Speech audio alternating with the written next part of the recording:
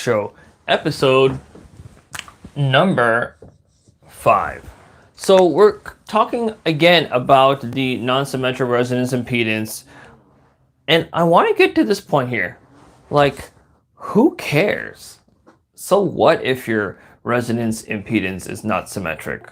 What does it matter for your analysis? You've been able to get along so far without taking notice of it, and maybe after you watch these couple of videos, you take a little peek in your impedance analyzer traces, and maybe you do see some non-symmetry, either if it's the linear type or if it's the non-linear, or something that looks to be non-linear in terms of that, that sharp drop into the resonance impedance and the kind of slow ascent back up as you head toward anti-resonance.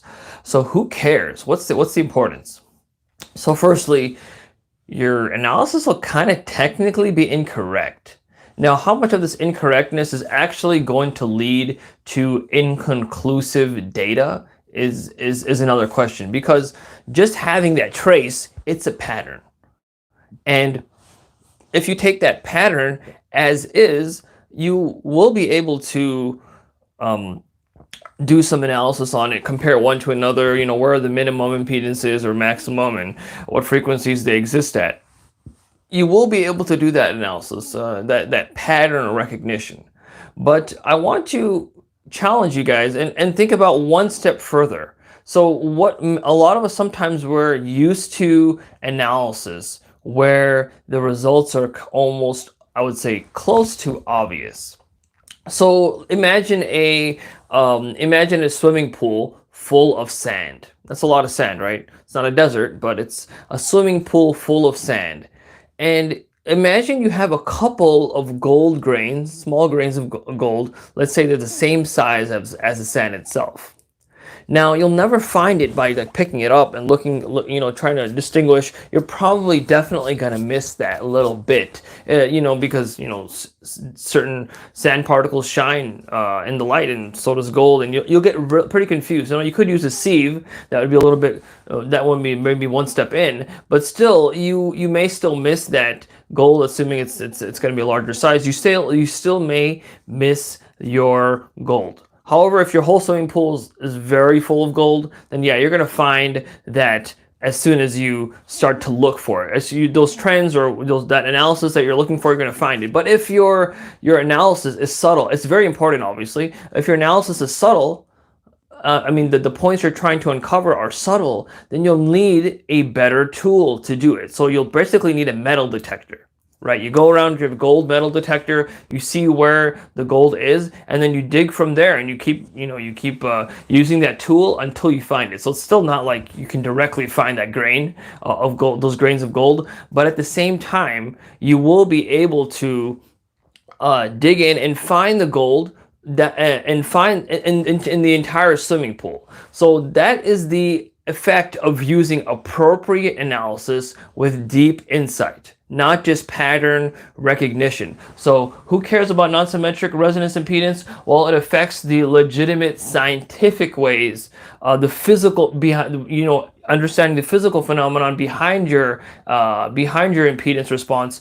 That's why you care about non-symmetric impedance, because you have to understand why it's happening and also how to correct for it, so you can use those linear analytical tools. So who cares? Obviously, I care a lot. That's why I'm making all these videos about this subject. But you should care too. Not get super extremely particular over it, in the sense that thinking that you can't do any analysis unless it's perfect, unless it's completely symmetrical. That's absolutely not what I'm saying. But if you want to get your transducer development program to that next level, you have to understand topics like this, topics like non-symmetric impedance. So you should actually care about this if you are regularly trying to advance an ultrasonic transducer project or program.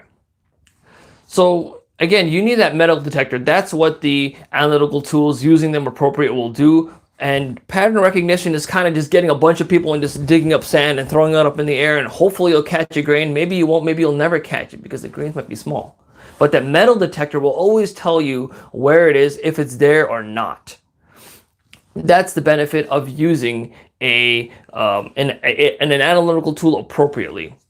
So this is like non-filtered data. So the pattern recognition is just general, like you just show a person, like here's A impedance trace, here's B. They don't know anything even about impedance. They'd still be able to say, oh, this, the ones that worked had a shape like this, and the ones that didn't work had a shape like that.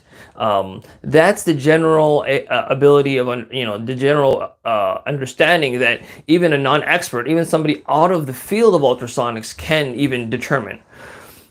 So, but that would be like non-filter data, non-processed data. Not, you don't have deep analytical or physical insight into what you're looking at, into the analysis methods. That would be you would be able to do that.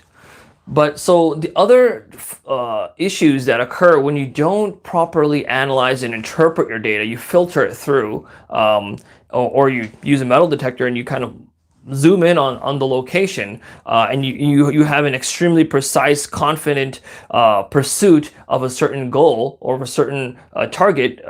Perhaps it's variability analysis. Perhaps you're trying to solve a particular performance issue. Perhaps you're trying to analyze your prototypes and the different variations and why they're different. So why is non-filtered data bad? Per se, non-filtered data, which either means not processed in an appropriate way or not taken in a way which can be properly analyzed. So taken in a way so non-filtered data is more susceptible to variability. So differences which occur, which aren't significant for the effect you're looking for, but are significant for that pattern, the apparent pattern, that could lead to variability in your measurements, in your pattern recognition. So it happens all the time that I hear that, oh, we did impedance analysis and we were taking all this data, but we never made any conclusions based off of it. So that's a good sign where you need to take a deeper look. You need to understand, hey, does this topic apply to your situation? The other case is an error in the measurement can go undetected, because if you have a deep insight about what you should be seeing, part of that is undeniable. Part of those effects or those features you should see. And if you're not seeing them, or if their other effects are masking them, there may be error actually in your measurement that will go undetected because you're simply just looking at patterns. So also so I mentioned the underlying patterns will go unnoticed. So that deep level of insight, they'll be kind of masked in the whole scheme of things. And also an important thing is there'll be lack of data cohesion. So you're measuring data and you're taking data on your transducer from different sources. You're pulling impedance data. You're pulling mechanical displacement measurements. You're pulling system level testing. You're pulling all those measurements together to try to make a conclusion. It will be difficult if you do not have the appropriate background into getting closer to the physical phenomenon behind those patterns that you see. There's a lot of interest, obviously, and rightfully so, around machine learning and pattern recognition software and algorithms and data analysis structures. But the real work in ultrasonics, especially in power ultrasonics, the real work in identifying variability, performance issues, and problems, the real work is in getting to the physical, getting to the physical phenomenon, getting to appropriate experiments and appropriate analysis that will lead to deep insight that will allow you to find the grains of gold inside of your swimming pool of sand. Thanks for watching this episode of The Shock Show. Share this video, share this channel. This is great content in my own opinion. So I look forward to seeing you in the next episode. Also, remember that you can subscribe to my email list, which is going to be linked in the description, and that will allow you to receive updates on future videos. You could also do the YouTube thing where you hit the bell and subscribe now. But you can also get on my email list. You'll also get a sort of a transcript of the videos to see, hey, do I want to go ahead and spend what we have is 9 minutes, or going to be 10 minutes by the time we're done? Do I want to spend that time, or can I just skim? So there'll also be that content in a skimmable format. Time is money, right? So I look forward to seeing you in the next video, and let me know if you have suggestions. Go in the comments, leave comments. I'll answer every one, and I will get to every question. I know there was one question on, hey, how do we calculate all those material properties that we have to put in FEA for our material? Like I have a material I received from a supplier, a Piezo's PZT ceramic, and I can measure one or two things about it, but I don't have that whole matrix. What do I do about that? That was one of the questions that somebody asked, so I will get to that. I think now that I'm done, I'll honor that request and the effort the person put in to put that comment. I think it was in the live chat. It wasn't in the comments, but I'll make that effort, and I'll kind of make a video on that for helping that person out. So thanks for watching, and I will see you in episode number 6 tomorrow. Be there.